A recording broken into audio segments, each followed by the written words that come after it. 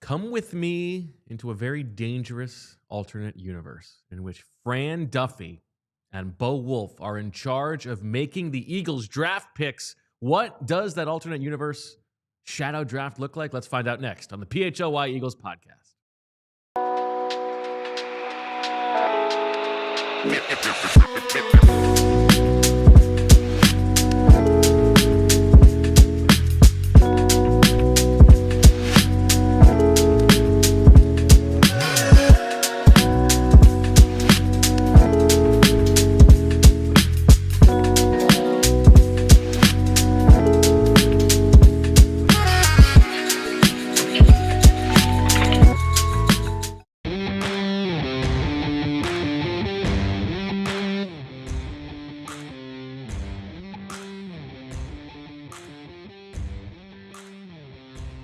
Hello, everybody, and welcome to the PHLY Eagles podcast presented by TrueMark Financial Credit Union on a Friday afternoon. Bo Wulf, Fran Duffy in studio, prepared for a lovely annual exercise, our shadow draft. Fran, it's good to see you. How you doing? Great to see you. Yeah, I'm excited. I was hoping that I would be part of this one, just because it's always a fun one to talk through. Not necessarily even just for mine, but just to be able to pepper you with questions on your own exercise. Well, it's a fun exercise to bounce around, and for all of the analysis that we give about the draft and all the work that you do putting into the draft, what would you do if you were on the clock? And so usually the conceit for the shadow draft is that when the Eagles are on the clock, I am also on the clock. I make my pick in real time. I was able to do that for the first 3 rounds or so, and then because we had a live show on the last day, and there are some guardrails to keep in mind, but was able to go through it and do what I think I would have done in real time. But before we get to that, I want to talk about just sort of like the consensus big board, right? Okay. And like the way that the Eagles have drafted relative to the consensus big board, because I think that things have probably changed since the Jalen Reagor pick in 2020. And you look at that situation where at 21, they take Jalen Reagor over Justin Jefferson, obviously.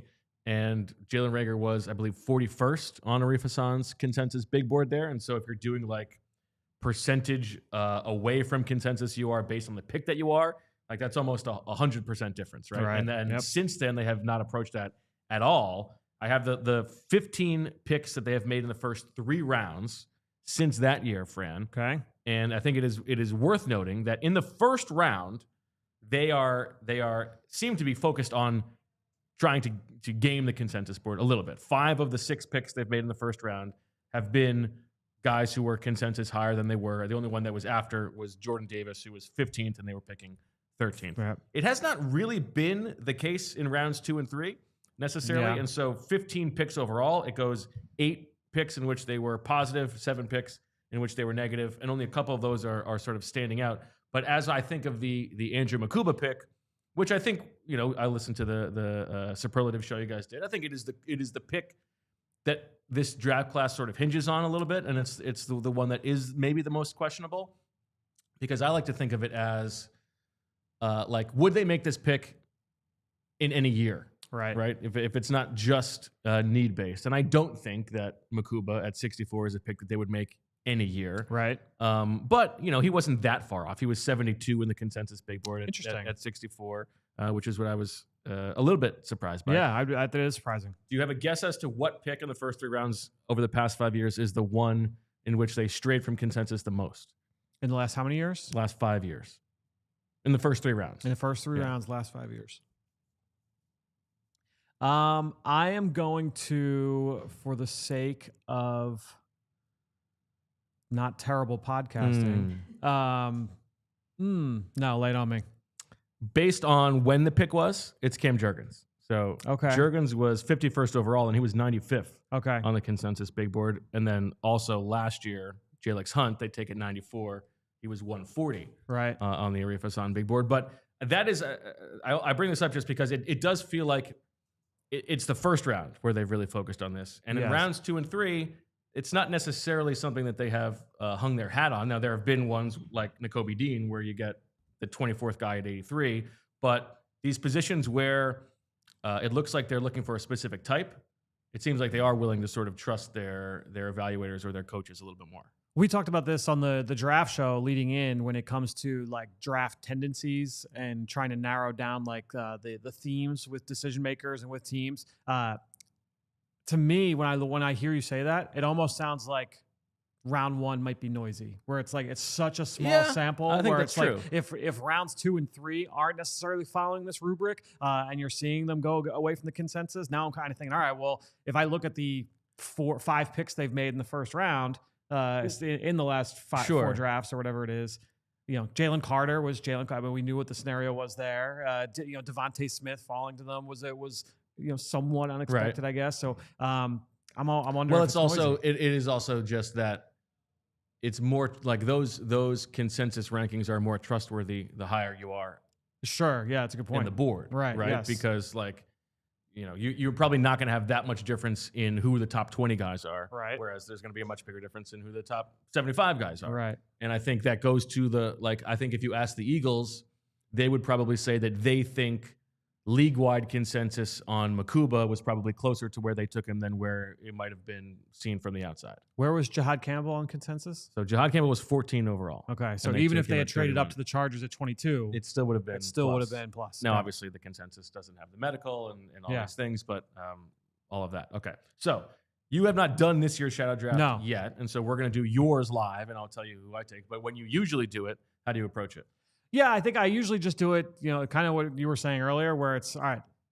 You're trying to do it when they're on the clock, right? So you don't have that foresight of understanding that, oh, this guy's going to be available in the second round, you know, that kind of a thing. But you try and do it when the team is on the clock, and it's not always like, all right, who's the number one guy on the vertical board? Well, that's what I'm asking. So now you like for you, for some of these picks, I'll show you who you have, who would have been the best available on your big board, and you have your tiers. Yeah, I imagine.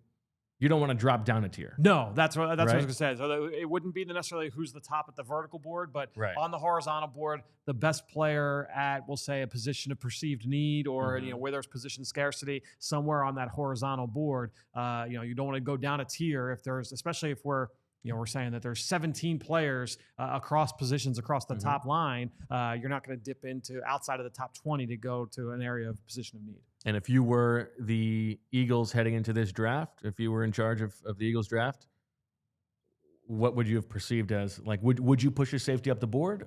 Or do you think that the roster was in good enough shape that you can sort of just let best player available come to early on? It would have been a best player available kind of situation for me. Like I had the safeties, you know, obviously extremely high on the vertical board, right? But to me, if I'm sitting there and Walter Nolan is there versus Malachi Starks, even though I've got a higher grade on Starks, I'm probably taking Nolan just because of the impact I feel like he can have on a game. Now, that's obviously not going to be on the table for the Eagles, but that's thinking of 2 prospects there where maybe the position value would come into play. Now, maybe we'll get to this when we get to the actual picks, but now that you have had a chance to digest everything the Eagles did over the course of draft weekend, how do you feel about how they handled things? Yeah, I went and I did it was like, in the days afterwards, just went and wrote up every team in the All City Network. And just when I looked at the Eagles, like pick by pick, the only one, like day 2 was day 2, right? Like that was the one where it's like, all right, this kind of got away from them a little bit. The board didn't fall the way that they would have liked.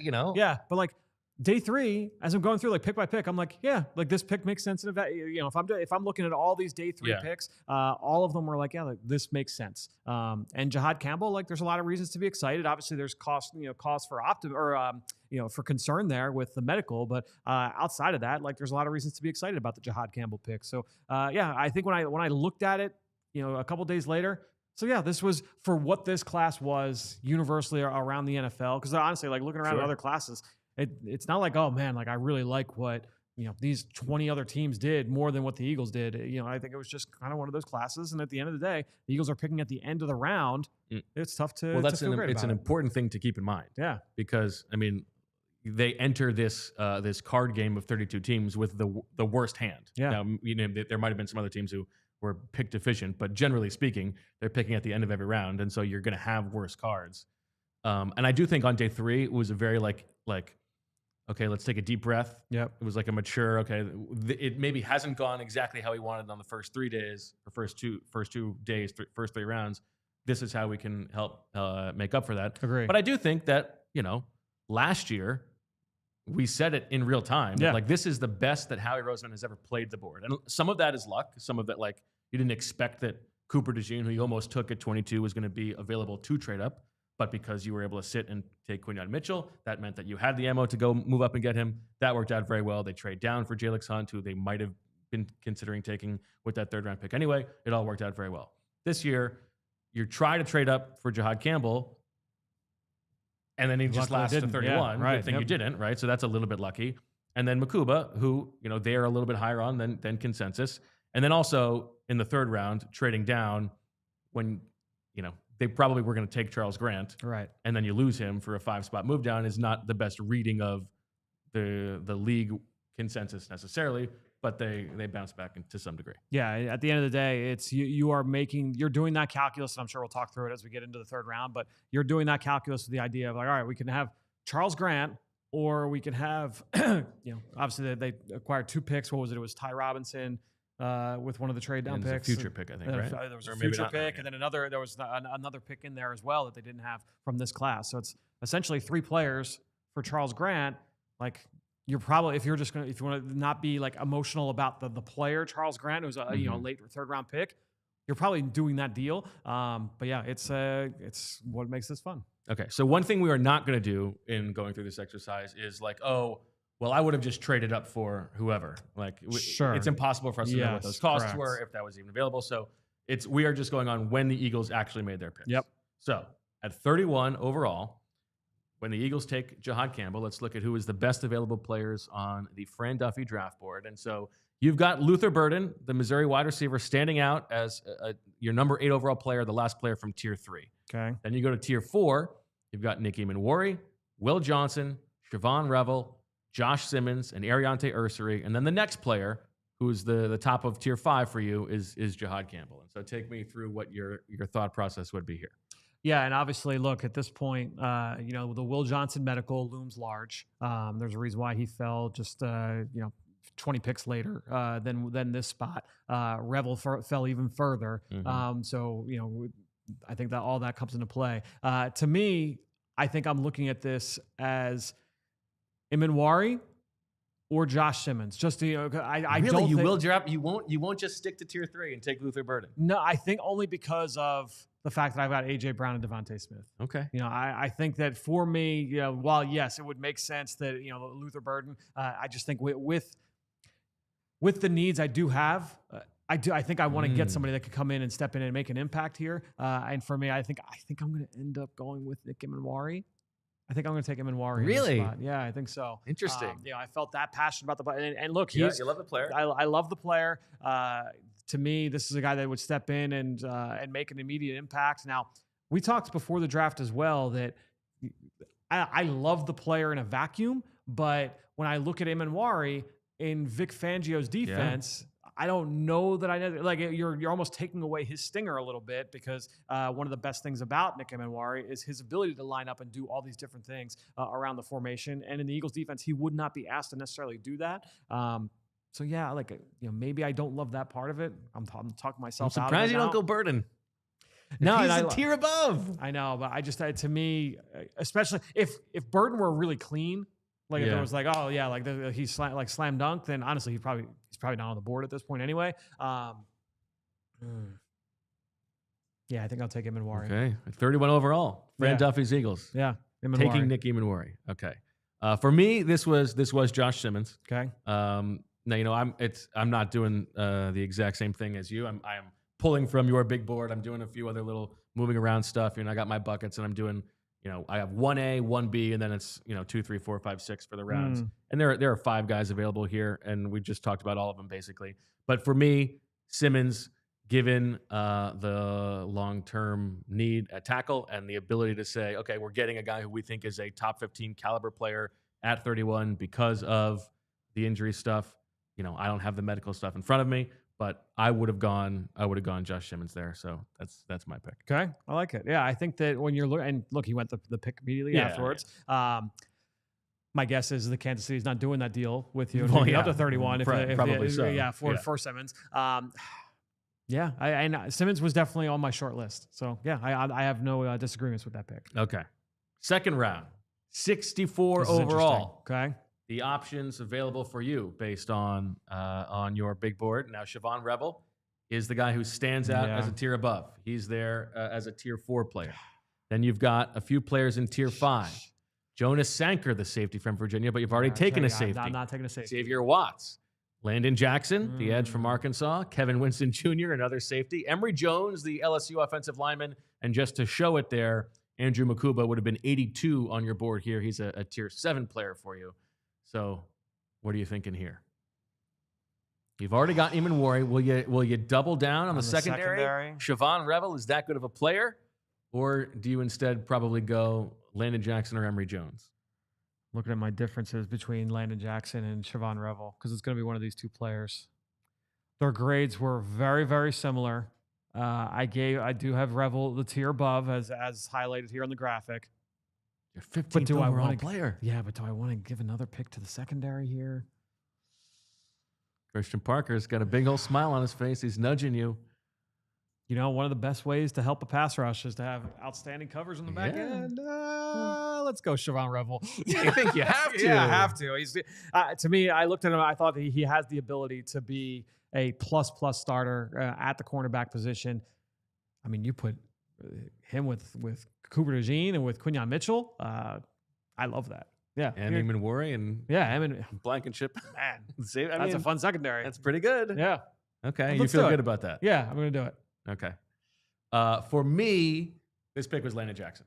Yeah. I mean, you got me onto him. I love Landon Jackson, and I like him a lot. Doing a little bit of digging around, seems like he was not seen as a good scheme fit for the Eagles a little bit, but I'm not so sure. You know, I feel like he could get the job done. Great testing. Yep. Fine enough production. Great character. All that stuff.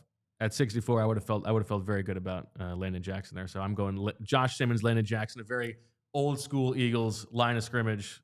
You know, let's build this thing in the trenches. We're barking up the right tree here because both of us. Simmons was on my short list. It came down to me Revel versus Landon Jackson in this spot. I've got Revel with a slightly higher grade, and he was in a bigger tier. So I had to go. I had to stay true to it to Shavon Revel there. Now, if we were going just based on the consensus big board, if you're just going on the consensus big board, it would have gone Will Johnson at 31. Right. And then which makes my rule for this is because there is an information deficit, if there's a guy who goes like 2 rounds later, then I say, okay, I didn't know enough here. Yes. So Shedeur Sanders would have been the second round pick, but I'm gonna excuse that. And then that pick would have been Shavon Revel. Right. Okay. Interesting. So okay. Although that's a double down on corners. Maybe you don't do that. But that's okay. All right. Find out what our picks would have been later in the draft, right after this. Oh, baby. That's right. Time to tell you about our friends at TrueMark Financial. Working from home? Time to stop calling plays from the couch. With the TrueMark Financial HELOC Select, you can tap into your home's equity and finally upgrade that home office, build out a better space, or just finish the projects you've been putting off. With a HELOC Select, you get a great low rate, flexible access. You can pull funds all at once or only when you need them. You get lower rates than most personal loans and no penalties if you pay it off early. Visit TrueMark.com/PHLY to apply. That's TrueMark.com/PHLY. And turn your work from home game into a winning play. Terms and conditions apply. Visit TrueMark.com/HELOC, HELOC for details. Federally insured by the NCUA, Equal Opportunity Lender, and MLS 404938. We'll now hear from our friends at Glatt Hair Restoration because look, this is obviously an issue that is very serious that a lot of people are dealing with, and you might not know that Glatt Hair from Morgenstern Medical can help people in every single stage of hair loss. They are more than just hair transplants. So if you absolutely love your hair and you don't want it to change, they can help you keep it. If you're noticing a slight change in your hairline, if you're noticing that it's starting to thin out a little bit, Glatt Hair can help you restore it. Having significant hair loss, and if you need a hair transplant, they've got you covered there too with cutting-edge treatments like TED, PRP, and exosomes. Oh, I love those exosomes. They help you get your hair that you already have and keep it, and then help bring back what you've already lost as well. It's no wonder that Glatt Hair is a name that has stood the test of time and has the renowned reputation that they do. With over 30 years restoring hairlines, it's easy to see what patients choose and why they choose the Glatt Hair team time and time again. Glatt Hair by Morgenstern Medical is not just about restoration, it's about innovation. Their breakthrough specialized Glatt Hair technique really does dramatically change lives and hairlines. You've got one-on-one care, the 100% personalized hair restoration plan of action designed just for you and your specific hair loss. You've got follow-up care. It's not like, oh, you get the procedure done, they get you out the door and that's it. They follow up with you, make sure that you're happy with your final product, and you've got those cutting-edge hair loss prevention treatments, medications, and more. From hair loss prevention to restoration and even transplantation, they have you and your hairline covered. If you'd like more information and are ready to defend your hairline today, visit glatthair.com, glatthairmm.com, or you can call or text 610-980-4000. Glatt Hair will help you keep what you've got and help you replace what you've lost. It's that simple. Give them a call today. Glatt Hair. That's the MM. Yeah, the MM. Thank you. All right. Now, I do think it is important to talk about 96 here, even though they trade out. I was wondering if we were going to do this. Yep. Because when you are thinking about the Mukuba pick, this is the thing where, man, Xavier Watts goes 96. Like, you could have just taken Xavier Watts at 96.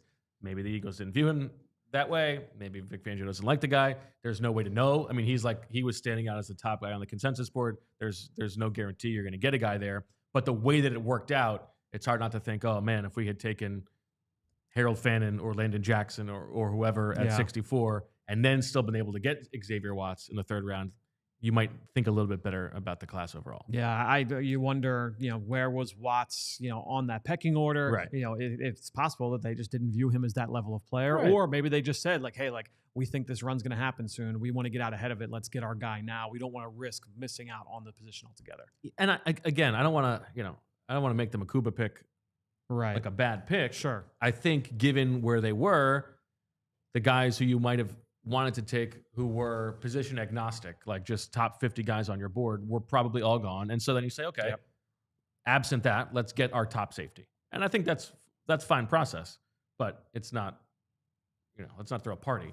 And it's not, they would have taken him if they hadn't had to trade CJ Gardner-Johnson, right? And so that's why I think I feel a little bit differently about it. Yeah, and look, you're clearly convicted, about that player. You stick your neck out and say, like, this is the guy that we are choosing to be the next safety off the board when there's that big glut there. I can appreciate when a team has conviction on a player like that. So I'm excited to see if it pans out. Yeah.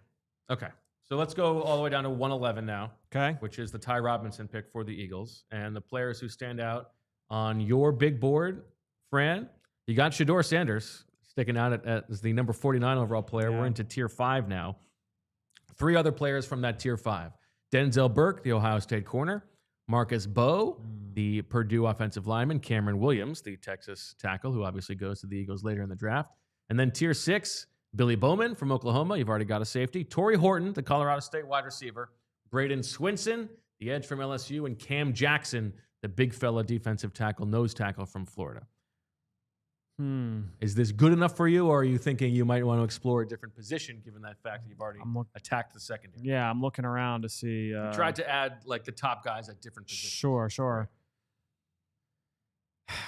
I wouldn't be taking Cam Jackson only because he's like he's a straight nose tackle, Jordan Davis style. Yep. So he would not have been someone that I would have been targeting at this point. No good tight ends in this range for you. Nope.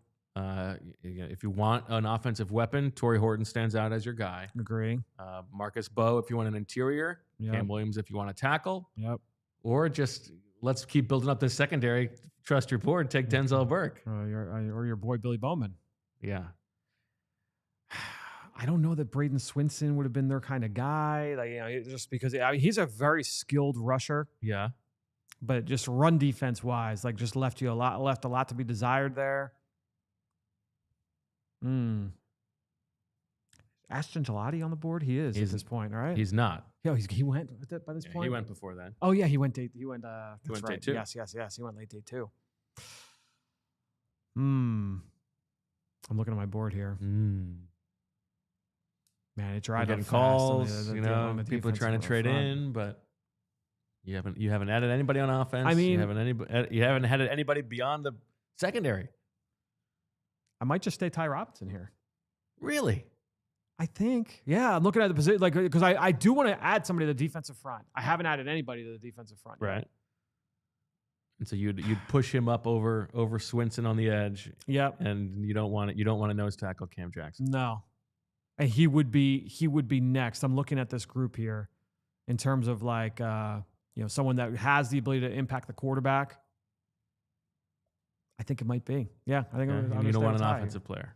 Not yet. Yeah, I think I'm going to wait. If it's not going to be a tight end, I think I'm going to Ty Robinson for you. I think I'm going to go Ty Robinson. Okay. Interesting. Not expected, by the way. I did not expect to do that coming in. That is interesting.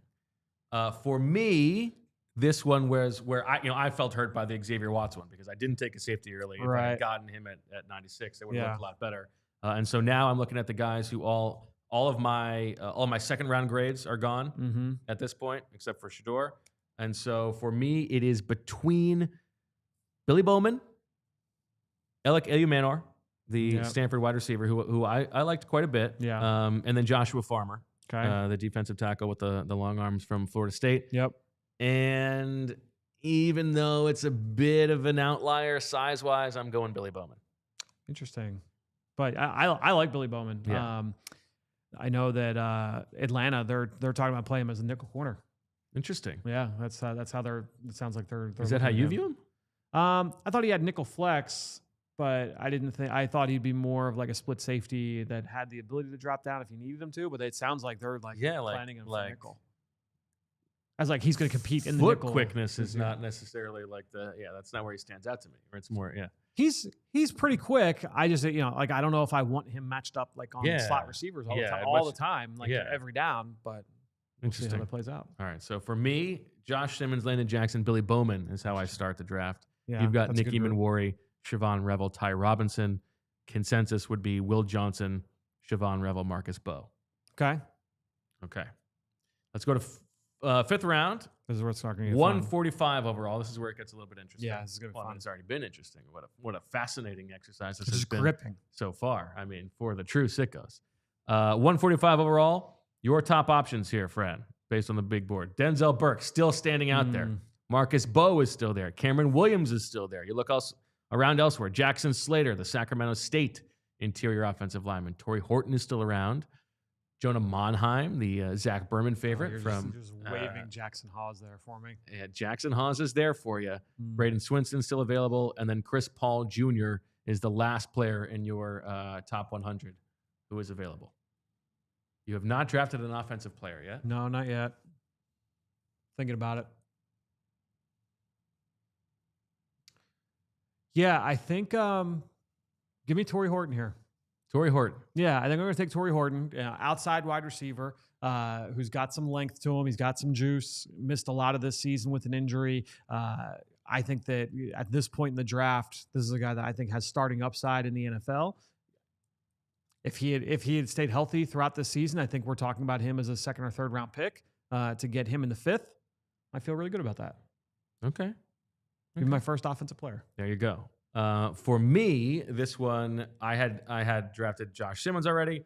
I'm sticking consensus here. I'm going Marcus Bowe. What have you heard after the fact as to why Marcus Bowe, who seemed like a second, third round player, ended up going this late? I think a lot of people had questions about the position value, like exactly where his best position is. Okay. I don't know if he's got the body type for tackle. I don't know if he's got the ability to play center, like from a mental standpoint. Yeah. Like, be that guy in the middle of the offensive line. And he's not strong enough to play guard. Okay. And there's scheme versatility questions. There was inconsistency questions. He had an injury earlier in his career. So I think there was just enough there that would cause him to drop.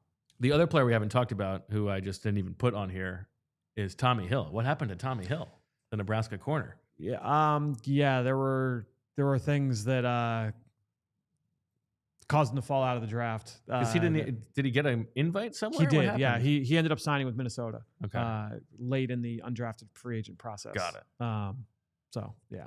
Okay. So well, I mean that's one things where that some of my sources. That's the information deficit. Yes, and it was one of those things where my following up with some people, it was like, yeah, like that would have been helpful for me to know some of these things.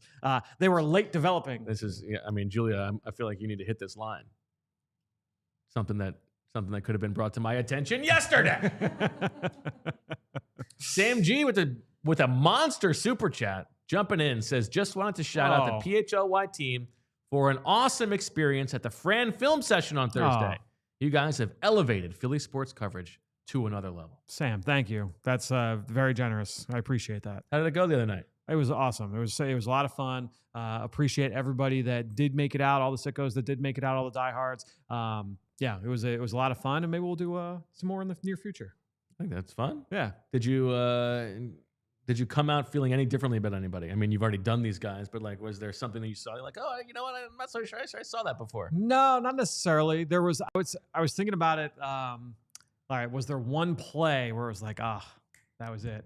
There was an interception that Mukuba had against Georgia. Okay. That I was like, that's an awesome play. We were sitting there for a while, like just rewinding. I was like, from last year? Not quite to that level, but pretty close. It was a really, really good play. It was an interception against that deep dig route, an in breaking route, and even some of the diehards sometimes were like laughing, like, oh, like you like this play. I was like, yeah, this is good. I was rewinding a lot.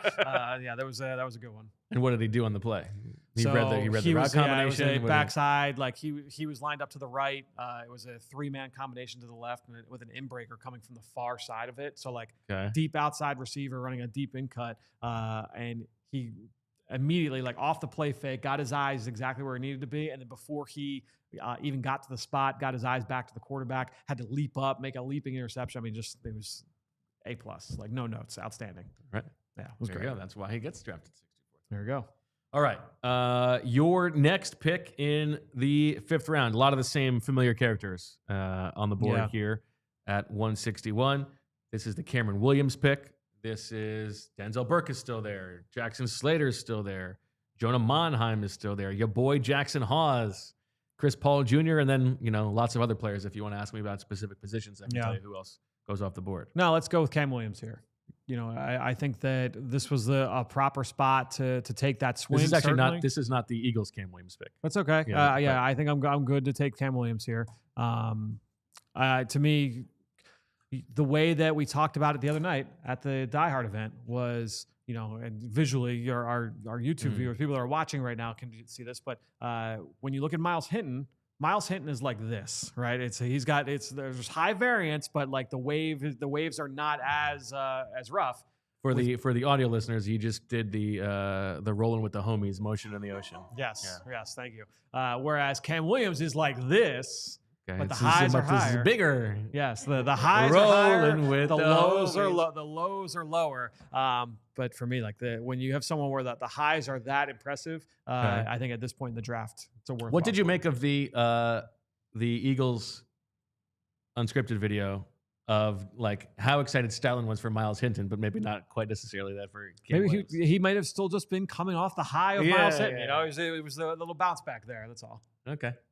I also made Cameron Williams the pick here. Okay. So this is less exciting, but so I've now drafted Josh Simmons and Cameron Williams and Marcus Bowe. Interesting. Offensive line heavy, but at this point feel like knowing you, that's not a surprise.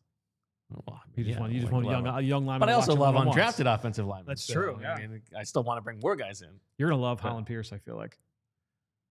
Just because he's a big guy or because he's undrafted? Undrafted. Yeah. I'm already smiling about it. Yeah, right. Okay. Last pick of the 5th round for the Eagles. Okay. This is the Drew Kendall selection. And again, we're only 7 picks later, so a lot of the same picks are there for you. Although some of them have gone. Denzel Burke, Jonah Monheim, Jackson Hawes, Chris Paul Jr. Are there any other positions that you feel like exploring? You've gone safety, corner, defensive tackle, wide receiver, tackle. Yeah, I'd like to look at some of these edge rushers. Is there anybody? Let's see. Who goes edge-wise at the Drew Kendall pick. You're talking about Q Robinson's off the board. How about Barron Sorrell? Yeah, Tyler Barron is the Tyler next Barron's one there? who goes off the board. I think you've got Ahmed Hassanein. Elijah Roberts is gone. I think Elijah Roberts is gone. You've got Antoine Powell-Ryland who goes later, obviously. I'll take a Tyler Barron. We'll take a Tyler Barron. He's in the right tier. This is right in the right area of where some of these other players are rated. I had him let's see. He was my 107th player on the final big board. And for me, when I look at Tyler Barron, this is a guy that has the ability to drop in coverage, athletic, long. There was a pass rush upside there at Miami. Started his career at Tennessee and then ended up transferring down there with the Hurricanes this past season. I think this is a nice like upside swing, a guy that can do a lot of different things for you off the edge. A nice backup. Yeah, I like Tyler Barron. Okay. All right. Tyler Barron it is for you. For me, this was after Cameron Williams, he had a third round grade on my board, which was a 2-round difference at that point. Yeah. He was the last player like that. So now it's a little bit more pick your poison. Right. Position wise. And so the 4th round guys, Quinn Ewers, I could take. There are a couple running backs, Brashard Smith, Isaiah Bond will throw out because he does not get drafted. I like Gavin Bartholomew, and I thought about taking him here, but I did not go with him. Jonah Monheim still available. Chris Paul Jr., definitely thought about, and I hadn't drafted a linebacker yet. No, I haven't either. But I also hadn't drafted anybody in the secondary yet, and so Denzel Burke, the Ohio State corner, is my pick here. Yeah, and I was surprised Burke fell as far as he did in the actual draft. If he falls obviously in this exercise, I think that they're starting upside there. I honestly would have if I hadn't taken Revel in the second round, I would have probably taken Burke by this point. So no qualms with that pick. I mean, why not just trust it? Why not throw another guy out there? You got to go. I want to be spread the resources around a little bit. You got to make your position coaches happy. Yes. Okay. All right. 6th round, 4 picks. 4 picks, which we will get to after you hit the like button, and we tell you about our sponsors. Okay. Who are we talking about? Well, we're talking about ourselves. Ourselves. We're talking about us. We're talking about this show, a bonus show that we're going to be doing on Wednesday night for the NFL schedule release. PHLY will be hosting a special NFL schedule release extra show presented by our friends at Philly Sports Trips on Wednesday, May 14th, with coverage kicking off at 7:30 Eastern to discuss the Super Bowl defending Philadelphia Eagles schedule. What's it going to look like? Where do we want to go? All that fun stuff. Tune in to see the PHLY team react to the matchups coming down the pike for our reigning Super Bowl champion Philadelphia Eagles. Again, the NFL schedule extra show will be held next Wednesday, May 14th, beginning at 7:30 p.m. Zach Berman, myself, maybe some special guests. Should be a lot of fun. We look forward to sharing that evening with you. We'll now hear from our friends at Pabst Light because, look, it's starting to get a little bit warmer out. You want to have some fun with friends. You want to have fun with family. Maybe you're out in the yard. Maybe you're on the beach. Maybe you're getting you're doing some grilling. Whatever it is, I mean, what better way to enjoy it than to sling some back? You have our friends with Pabst Light is a new light modern beer from Pabst Brewing Company. 96 calories.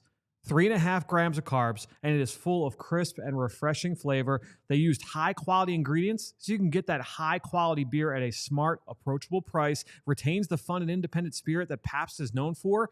But again, it's light. That means that you can have a couple and not feel terrible about it. You're sitting back there in your backyard. You're grilling. Maybe you're enjoying the Phillies game at home on your sofa, and you know what? You have a couple and you feel good the next day. Learn more about the new Pabst Light at PabstLight.com. Please drink responsibly. Must be 21 or older. All right, 4 picks in the 6th round. Yep. Start at 181 overall. Fran, your top 100. It's just Cameron Williams and Jonah Monheim left.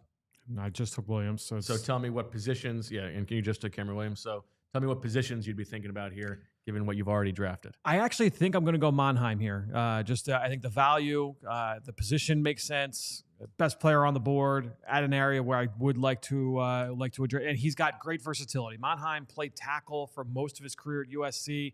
Just did not have the body type to be able to do that in college, but I think or in the NFL rather. So moved to center for his final season this past year. So he can play in the pivot, but he can also play some guard as well. I will take Jonah Monheim here. Okay. For me, I wanted to add somebody to the offense. Again, we're in a nobody jumping out as a tier above, so I'm sort of picking my poison.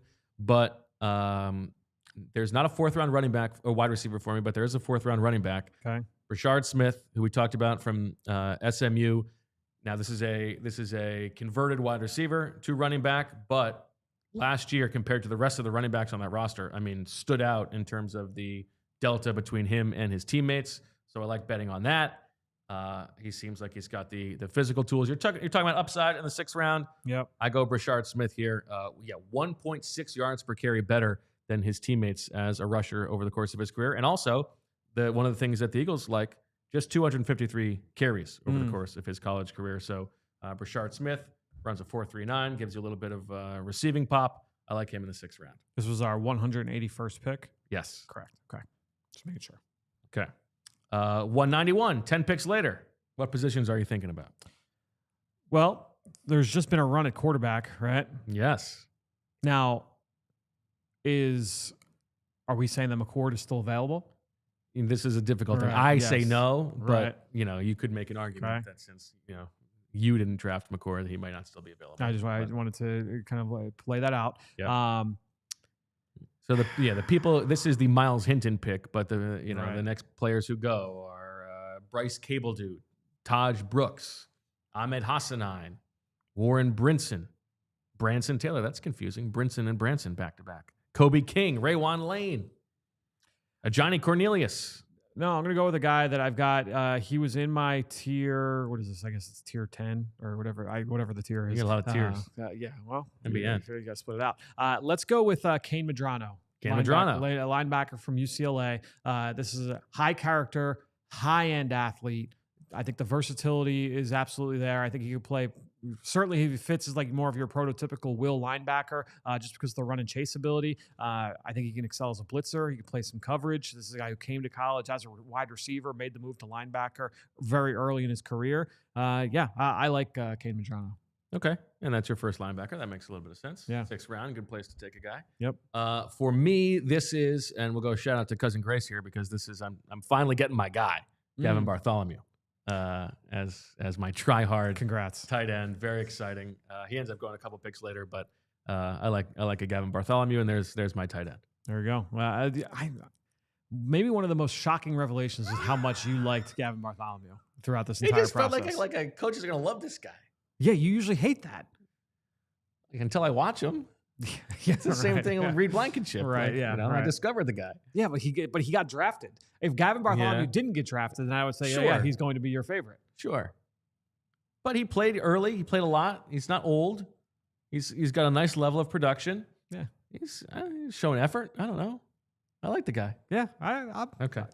Just surprising. 207 is where I'm taking a quarterback. Okay. Fran. And I thought it was interesting on the Eagles Unscripted when, they showed the, pound the table meeting. And I believe it was Zach Drapkin from the analytics group doing it for Kyle McCord. And it was interesting that he said basically he fared well in our metrics and pointed specifically to the recruiting ranking coming out of high school and also like his accuracy.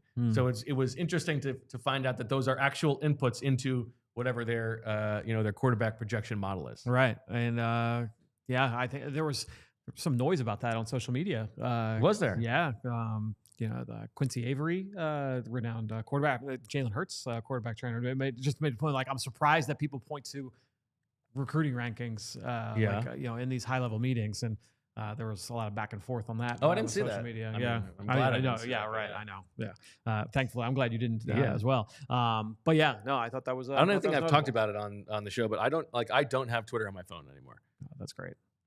And it's because I haven't updated it. It's still Twitter. Yeah. It's not X. But it works out perfectly because I still get the push. You have talked about this. I thought you actually just got rid of it. Oh yeah. Okay. Well, no, I have the push notification. Still have. So I can see like, oh, the Eagles made a move or something, but I can't get sucked into scrolling Twitter. It's beautiful. It's fantastic. For the perfect outcome. Right. Yeah. And I'm sure just like if Elon were to find out about that, he would just be beside himself. Well, he's got other things to worry about. Unfortunately, true. So anyway, you talk about recruiting rankings. Quinn Ewers is my pick. Yeah, I thought about doing this. Even though he's, my guy Cam Miller's still on the board, but I got Quinn Ewers. Yeah, I thought about getting to this point and taking Quinn Ewers. And honestly, I probably will do the same thing. Okay, join me. I'm just looking. Hold on. It'd be funny if the two picks that we agree on are both the Texas guys, Cameron Williams and Quinn Ewers.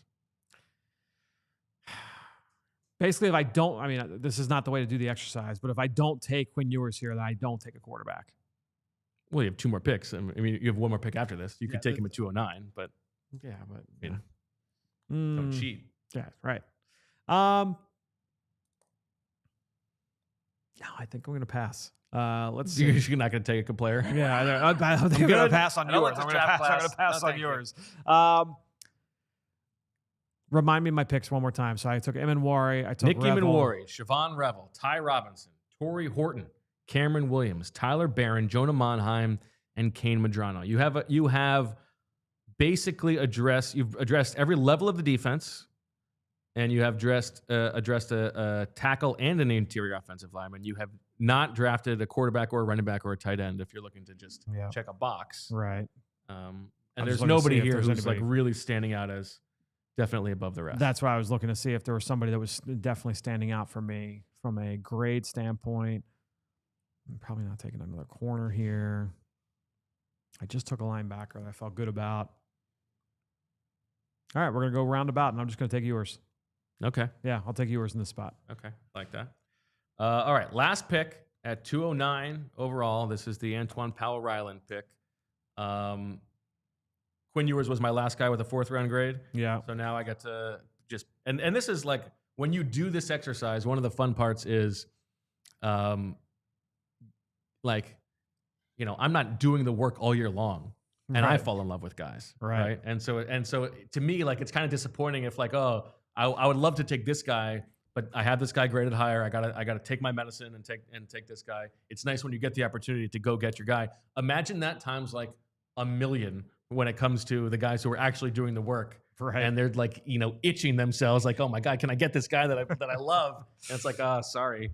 Instead, we're going to take, Miles Hinton or whoever.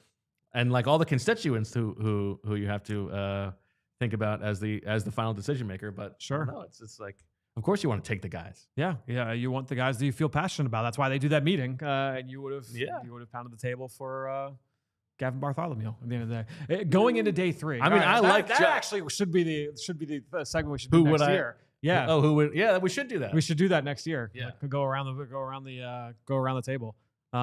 Who would have been that for you? Yeah. Going into day 3. You're a part of that meeting. Let's see. I mean, essentially, I guess we did do this when we did our guys. Zach just took it much more serious than we did. Sort of, yeah. I mean, in the best way possible. That was fantastic. It was amazing.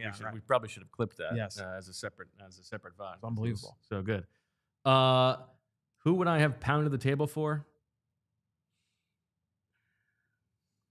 I asked this question just to give myself more time to be able to go through the rest of the list to see exactly who I want to take. Let's see. I mean, I guess it would have been my guys. Like, I like Joshua Simon and Gavin Bartholomew. Mm-hmm. I'm going to tell you who one of them would have been, and that's who was going to actually be my pick. Like who else do I like? I like Teddy Buchanan. I liked a lot. Yeah. Marcus Siegel. I liked a lot. He went early, Teddy Buchanan. He went in the 4th round. Yeah. Yeah. Earlier than I thought he was going to go. But the guy who would have been like, who do we want on our football team? Who is the guy that I really want? Willie Lampkin. It's not Willie Lampkin. Now, I am disappointed to come out of this draft without a linebacker. Okay. And Cody Lindenberg would have been that pick here for me. But I can't do it at the expense of, who do you want on your team more than the star wide receiver who is going out there blocking punts, returning kicks, right? Going from getting kicked off the Michigan State team to becoming a 2-time captain at UNLV. I want Ricky White III on my team all day long, every day. I love it. So I get Ricky White III at 209. Yeah, I like that. I like that addition. This is a guy who ended up going in the 7th round. Yeah, Ricky White's a fun profile. You know, what he can do on special teams is certainly something that was what you knew he was going to get drafted. Like that just felt very, very strong when he was going to. And I know you looked at this a little bit because I do like I like the framing from the Eagles and Howie Roseman of day 3. I don't care about backups and special teamers. Let's shoot for starters. If we're going to make 8 picks and 2 of them turn into starters, that's a great outcome.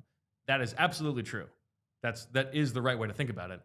But I don't know that, this guy's got like this one starting trait is the right way to find those guys necessarily. Because you think about all the success stories of day 3 and undrafted players, and you and Zach talked about this, like the guys who have turned into those level players have been you got Jordan Mailata, who's a different conversation. Right. Yep. But the TJ Edwards, Reed Blankenship overachievers, maybe that's the trait. Yeah.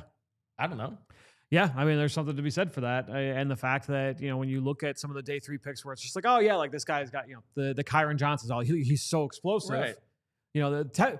What's interesting about that though is some of those guys, when you have those traits, it in theory should give you the high floor to at least be able to come in and contribute on special teams. Right. And so you want that guy to have staying power. And then also have that ability to be able to, see if you can develop on top of that. So, it's been hit or miss. So you think of, Josh Sweat would have been a traits guy. Sure. Avonte Maddox would have been a ball knower guy, right? Like not necessarily. Although he tested better than I thought because he ran like sub 4.4. Right. Yeah. But the small length and all that stuff. And just like going down the line, it's not necessarily just like the uber athletic guy, right? Like, it can also be that the carrying trait is, has played a lot of football and knows what's going on in front of him. Yeah, it's honestly, and there are some teams that go that way where it's like, oh, we're going to go with like high floor. And I was thinking about this. It's a different aspect altogether. Not to change the subject, but it's listening to Eric DeCosta with the Ravens talk about we don't want to trade up. Everything we want to do is trade down. I want more bites of the apple. And have you seen did you see the clip that was going around? You probably didn't, which is good.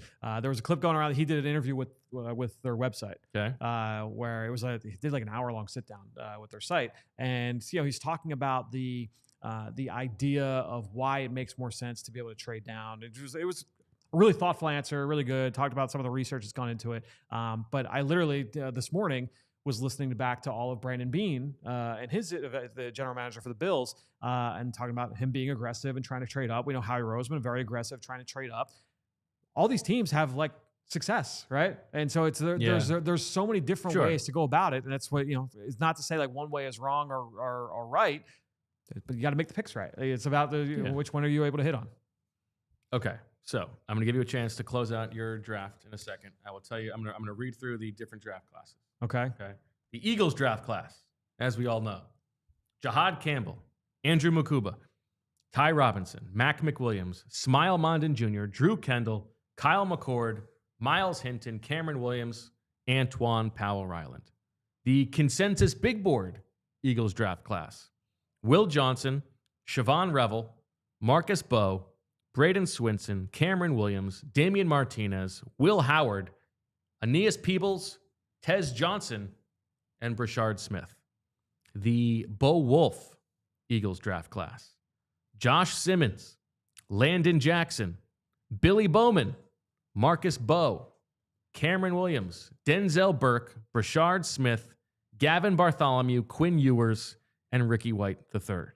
The Fran Duffy draft class: Nick Emanwari, Shavon Revel, Ty Robinson, Torrey Horton, Cameron Williams, Tyler Barron, Jonah Monheim, Cade Medrano, Quinn Ewers, and Jalen Conyers, the tight end from Texas Tech. Yeah, boy. My guy. 6'3.5", 260 pounds. Really fluid athlete. What stood out to me about him, just automatic at the catch point. His movement skills for a guy who's 260, he gets in and out of breaks really well. He's got some verticality, can get down the seam. Really, really good after the catch. Has been for the last couple of years for that offense. Has played some quarterback. He's bounced around a couple different schools, and he never really kind of settled in at that tight end spot. So I think you're banking on his best football being ahead of him. I think that he's a solid blocker, but at 260, he could be like a plus blocker at the position. I think there's a lot to work with there. I was surprised that he didn't get drafted. I think that's just the nature of this tight end class, to be honest. Didn't you have Brining Stool over him? I did, but I think Brining Stool, or I think Conyers, the trait, the A trait is enough to get me excited more. And I just like the player. Okay. So yeah, I'm going to go with Conyers. Not trusting your board. Yeah, I'll go Conyers. Okay. Both guys went undrafted, but I'll go Conyers here. Now, when a guy like that goes undrafted, are you like? Are you calling around and being like, hey, man, why didn't Brining Stool get drafted? Why didn't Conyers? Like, no, because I get why Brining Stool didn't get drafted because he's skinny and tested terrible. Yeah. Like, he plays like a pretty good athlete, but just tested terrible. Yeah. So I'm like, okay, that makes sense. That's why he didn't get drafted. The one where I was like, all right, what did I miss was the Tommy Hill. Like, all right, why? Right. There's no, even like his talent, even if you took into account like, the injury and he was giving up big plays, right. Like, all right, he still goes. Like Dane had him in the 5th, 6th round, I think in the Beast, or 4th, 5th round, I think was his round valuation in the Beast. Right. So he should have gone. What about Kamon Rucker? That's another one. I've asked around on that one. I've got a little bit of a sense there. Okay. So yeah. All right. Not a full athletic profile. I think it's going to be fascinating to see. It felt like a lot of guys, and we can talk about this next week on our draft show. It felt like there were a lot of players. PHLY draft show with Fran Duffy coming up next Tuesday. Next Tuesday. It felt like there were a lot of players that basically like a la carted the testing athletic profile. Right. And I feel like that did not play well in their favor. Interesting. So we'll see if that's something that you think it was gets rectified. A soft rejoinder from the NFL being like, we want your full. We're not going to. You can't pick and choose. We want the whole thing. Right. But if you're not an elite player. Now I haven't because I do think like if you're doing those inputs as a team, you're thinking, okay, he's not testing on purpose. We're going to put in a below average score. Yeah, right. These things, right? Like, and I haven't done like the deep dive, but like that just on first blush, kind of going through. I'm like, oh, this guy fell. Like, why'd this guy fall? Oh yeah, he doesn't have a full athletic profile. Interesting. Yeah, that was something that kind of stood out anecdotally. Okay, I like that. All right, so let us know in the comments which of those 4 draft classes you like the best. The Bo Wulf draft class? Yes, we agree. The Eagles draft class, the consensus big board class, or the Fran class. So as you look at your class, Fran, you attack the secondary early. I did, yeah. Heeman, Warren, and Revel. And then, you bounce around on day 3. Robinson, Horton, Williams, Barron, Monheim, Medrano, Ewers, Conyers. Do you feel differently about that team entering training camp versus the Eagles team? Honestly, you have you have like a defined strength on that team. Like our secondary is going to be the best secondary in football. Yeah. I would be so excited about that secondary. Right. But honestly, like I look at it and I'm like, okay, it's kind of similar in ways where it's like, all right, I got a versatile kind of high upside playmaker in the back 7. I just feel better about Revel over Mukuba, but kind of similar. And then it's like, all right, like there are some flags with the profile, but a really competitive physical player that fits our mentality in the secondary. And then it's a bunch of like upside dart throws on day 3. I like being a volume shooter on the 3rd day of the draft, so that was fun to make all those picks. Yeah. But yeah, I feel good about it. How about you? For mine, I do wish that I had come out with a linebacker. Okay. I didn't draft a single linebacker. Now I do think that that's a position where you can find guys. Agree. Both in undrafted and in should we do undrafted shadow undrafted free agency? We could. And I do like having drafted an offensive player in Josh Simmons long term. Mm-hmm. We have talked about, and I have talked about. I talked about this with Zach yesterday. I am a little bit worried, not even worried, but just on edge. That's also overstating it.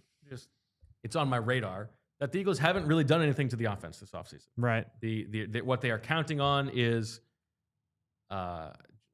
carryover effect. These guys still playing together. Maybe a guy like Jahan Dotson takes a leap, and the Kevin Patullo scheme is going to make some kind of a difference for them. But they need the offense to be better, and they haven't really added much to it. The way that the draft played out, like I would have liked to add a playmaker at some point. Yeah. There just really wasn't somebody in the first 4 rounds who made sense there. Sure. And so as you think about what the Eagles could have done, I'm not so sure that there was that chance anywhere. There were a couple times I guess you could have gone Fannin in the second round, but Yeah. even that I think would have been rich. Yeah, I think so too. Yeah, You could have gone Burton at 31. Yeah, but I that would have felt that would have felt out of place for me. As much as I love the player. Yeah. So yeah, no, I feel you, and that's why it's going to be fun. We have 2.5 months to still have this discussion about the offense versus the defense and the expectations offensively. But I think both of you made really good points on yesterday's show in terms of what your expectations are moving forward into this season compared to a year ago, especially considering the fact that the defense is probably just not going to be as good. Right. It's tough to be as good as what they were a year ago. All right, that's enough football talk. Let's talk about some other stuff coming up next. You got to do it.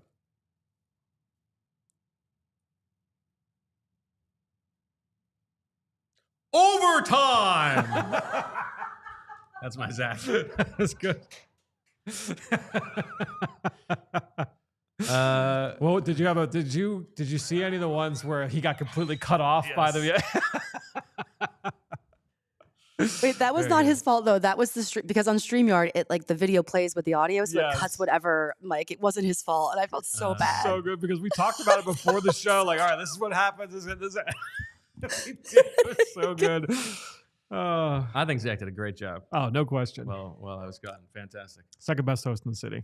What else is new with you? What's going on? Nothing. Let's see. I got an alert on my Apple Watch yesterday that my steps have increased hugely in the last couple weeks. So I got that going for me. That's I like that. That's a classic draft season bump. Opposite side of that, watching more TV. So I've got a few different shows I'm pulling in. What are you watching right now? So in the thick of The Last of Us, I'm enjoying that. Okay. Meg and I are rewatching season 1 of White Lotus after we finished season 3, just because I dipped in and out during season 1, and Meg was like, "Oh yeah, we'll rewatch it," and it is good. I'm enjoying season 1, so rewatching that. So that's the show that she and I are watching together. Okay. I'm watching Andor on my own.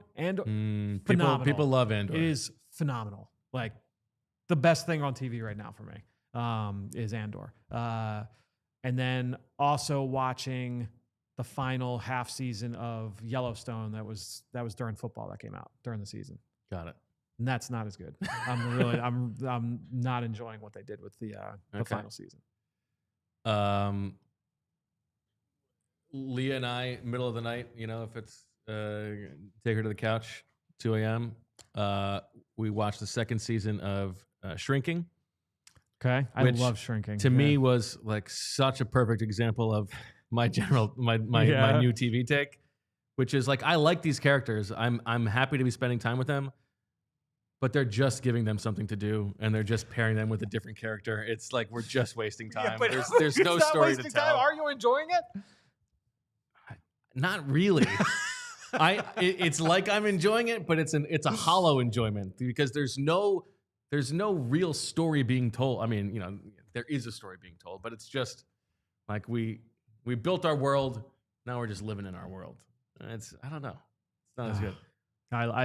I love that show. It's so good. I like the show. Shrinking, yeah. First season was fantastic. Yeah. Second season fun too. Jessica Williams is a star. No question. I enjoyed it, but it was lesser than. How far are you? We finished this. You finished it. Yeah. Okay, got it. Were you worried? I'm forgetting characters' names. Are we getting into spoiler territory? Is that? I think it's enough time has gone by. Yeah, and I think we're deep enough into the episode. We're not circling back to the Eagles stuff right anytime. Were you worried? And remind me of people's names. But when the neighbor goes to meet her old high school fling, where you're were you worried about where that was going? She's going to leave because her husband is phenomenal. Oh yeah, he's great. Yes, that was the perfect example of they need to create a drama for her. Right. What's the drama we can create? And it felt very untrue to the story and their relationship. I did not like that at all. Yeah. I'm with you. That was the one thing it did feel a little out of place on that. That's why I asked specifically about that that arc. And then the driver himself, I don't know. Do we need I know that the guy from Ted Lasso is a producer on the show, but do we need him in the show? Right. Yep. How's everything else? been great. Yeah, Like great. very pleasantly surprised by how good the older kids have been. Yep. That's been awesome. Do they have like specific like chores or responsibilities or anything? Keiki is like the we call him the Leah Whisperer. Okay. So if she's not happy, he starts doing a little dance for That's her. awesome. So he's very happy to carry that on. But Jane is very good with her too. But yeah, I mean it's too early for them to be like. Of course, yeah, they're not doing anything crazy. Yeah, it's been very good. That's awesome. You know, feels very much like this. It's gonna get crazier at some point. And right now, it's still Sure. We're handling it well. Right. Yeah, that's awesome. Watched Black Bag, the Steven Soderbergh movie. Got nothing. Okay, pretty good. I haven't gotten out to Sinners yet. I want to try. Yeah, and I need to get the Sinners. I can't go. Well, no. Yeah, I know. Yeah, I would like to. Yeah. But yeah. Otherwise, how's your garden? So this past weekend was the first one where like getting out and just like we're gonna kind of clean up and like straighten up. Okay. We're having like major issues in the neighborhood with so like I'm out walking the dog all the time, and I try and like get out and walk the dog, not just like let her out in the yard. Mm-hmm. Ticks this year, Julia. Ticks are terrible. Like every time I come back inside, I'm pulling ticks off of her or like somewhere on my like pants or my leg. So like really terrible. So it's been like I've had to like change the route. Like all right, anyone that there are people in our neighborhood that like haven't like cut their grass yet this year. So it's like almost like hip high. So I'm like all right, we're not going anywhere near them. But yeah. So all that to say, the garden is underway. Not quite. I don't have anything in the ground yet, which is that's par for the course. Usually it's like after Mother's Day and after, like once I get in the next few weeks, then stuff will start going to the ground. Okay. Somebody in the chat says that Drake Jackson was just waived. The Niners edge rusher. Oh yeah. I like Jake Jackson coming out, but obviously if he's being waived at this point in his career, it's not a good sign. No, it's not good. Yeah. No. Hold on. Is that right? I'll tell you in a sec. I mean, listen, the Eagles have a bit of a kink for adding 49ers draft busts, so it's certainly possible that they would be just waived. Schefter. I wonder, I mean, it feels like for them to waive him at this point, there must be something. Failed physical designation per source. Still rehabbing a knee injury, but is expected to be cleared by the start of training camp. Okay. Yeah, well, I mean, he's got second round draft pedigree, so the Eagles will be interested on that front as well. Yeah. Yeah, I don't know if they'll how interested they'll be, but we'll see. Okay. They wanted to. That was a team that wanted to completely redo their entire defensive line. Yeah. Obviously, with the way they approach the draft. So the fact that they are cutting him kind of tells you. Mm-hmm. Yeah. What is your? Where are we in the sickness of you watching all the post draft press conferences and stuff? Not as far along as I normally am, just because. So draft ends. Those first couple days were okay. Let me. Do the write-ups for all the All-City Network teams, and then I started the undrafted. Then I did then I did undrafted free agents for every team. Okay, and that was actually kind of a fun exercise because it wasn't like all right, I need to watch 4 games of every player. It was all right, let me watch like cut-ups of every guy, and I just need to find like what is the trait or two that makes this guy stand out. So that's like, all right, let me watch all this pass rusher, like all of his pressures, or the corner, like all the times that he got PBU and interception, and just kind of get a sense of what they do well. So that was fun. But some teams it was like, the Eagles had 6 or 8, whatever it was. Some teams he did that tryout guy and he made the team. That was unbelievable. That was fun. But the Broncos had 15, and I was like, oh, I got that, and they were the last team too. I was like, all right, one more team left, and I got the Broncos. I looked at the list, I was like 15, but they had honestly like. There weren't a lot of like, usually undrafted free agency, it's like, oh yeah, there's this receiver who's like 6'4", 220 and ran a 4.2, like, or this guy just blew up the pro day. Teams just there were not a lot of those guys this year. But again, kind of the nature of the class. Yeah, it was a weird class. But yeah, so we did that, and then it went to 2026 mock, which I've studied. I think I studied like one player from that list of 32, so that's not like a serious exercise. It's more just like, here are the names I'm going to be studying here. I've now studied 2 players since then, and I've got so much data entry, like for all the spreadsheets and stuff. That's kind of what I'm doing right now. Okay, so what about the watching press conference? All that to say, yeah, I think I've done 6 teams Oh, okay. So I got a lot to do. Yeah. Yeah. But that's, How do you decide the order? I typically go alphabetical. Okay. So I haven't done like the Eagles yet. By town or by town. name? Yeah, no. So by town. So Okay. I just did Buffalo this morning. I finished Baltimore yesterday. Yeah. So it's I would have been upset if you did it the other way. right. You can't be alphabetizing by the team name. What do you take me for? It's like going by first name instead of last name. Right. Childish. So it's all the pressers. Okay. If the GM does any kind of in-house interview, or if he goes on, Rich Eisen, Florio, wherever, I'll try and pick those up. And then also like reading pieces, like when I get to the Rams, like Jordan Rodriguez, the Michael Silver was embedded with Jacksonville, like any pieces like that. I want to try and take those pieces in as well. Wow. It's a lot to take in. A lot to do. I know. But this is the easy stuff to do. Like this is like, I could have Yellowstone Some of this on. you would be doing. Oh yeah. That's true. I can have Yellowstone on.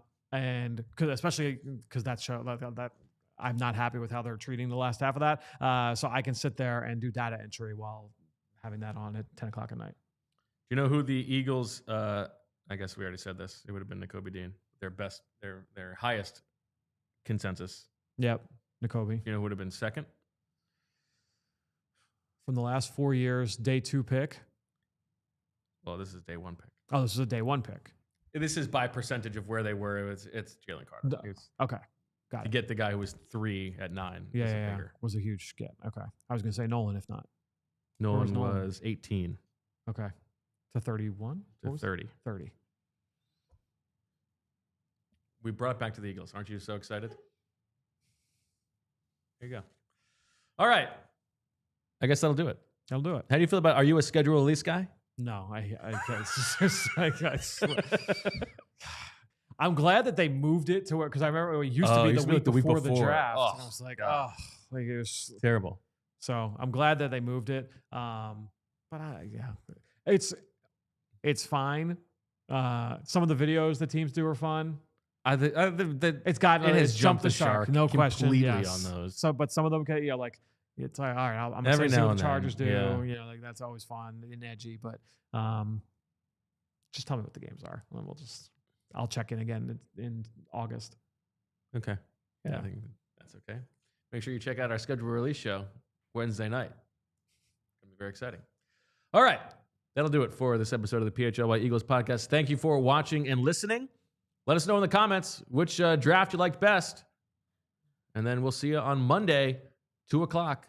You know it. Zach Berman will be back for Fran and Julia. I'm Bo. We thank you for watching and listening. We'll talk to you later. And as always, we love you.